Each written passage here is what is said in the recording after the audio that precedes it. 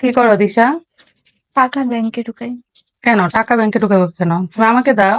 না না, তোমাকে দেওয়া যাবে না, তোমার হাত থেকে বাঁচানোর জন্য ব্যাংক কিনে নিয়ে আসি আজকে। চিন্তা করো কেউ সেগুলো কিসের টাকা? এত টাকা কই পাইছো? এখানে হচ্ছে আমার সালামির টাকা, আরো অনেক টাকা জমানো টাকা।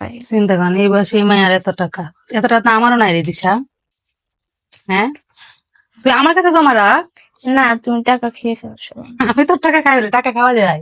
হ্যাঁ, মানে বলতো খরচ আবার করতে 1,000 টাকা দিয়ে দেন দিকে। না 1,000 টাকা নেই? না, 2,000? আপনার থেকে না, যাও। 2,000 নেই? না না, তুই টাকাটা কি করবি? এটা দিয়ে আমি ভবিষ্যতে কাজে লাগাবো। ভবিষ্যতে কি? তোর ভবিষ্যৎ আমি দেখবো।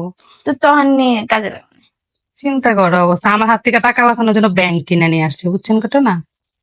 এই সব তোর বুদ্ধিটা দিছে কে? বড় আম্মু। চিন্তা করছো অবস্থা। তুই না তোর বড় মুখে টাকা জমাইতি? বড় আম্মু টাকা হারিয়ে ফেলে তুই এতদিন এই টাকা কই রাখছো? আমার মানি ব্যাগে রাখছিলাম। তোর মানি ব্যাগে এত টাকা জায়গা নিচ্ছে?